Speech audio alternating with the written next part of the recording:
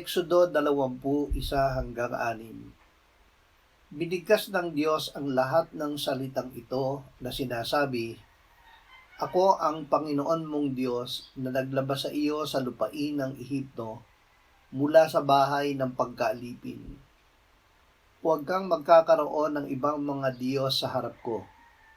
Huwag kang gagawa para sa iyong sarili ng inukit na larawan o ng anumang kawangis ng anumang nasa langit sa itaas, o ng nasa lupa sa ibaba, o ng nasa tubig sa ilalim ng lupa. Huwag mo silang yuyukuran o paglingkuran man sila, sapagkat ang Panginoon mong Diyos ay Diyos na mapalibughuin, na aking pinarurusahan ng mga anak dahil sa kasamaan ng mga magulang, hanggang sa 3 at 4 na salinlahi ng mga napopuot sa akin.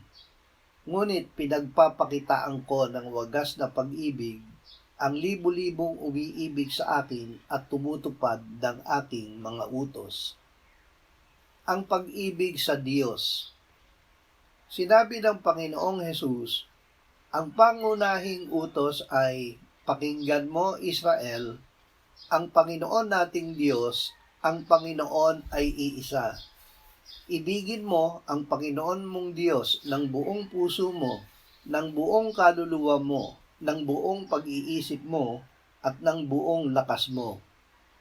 Ang pangalawa ay ito, ibigin mo ang iyong kapwa na gaya ng iyong sarili. Wala nang ibang utos na higit pang dakila sa mga ito.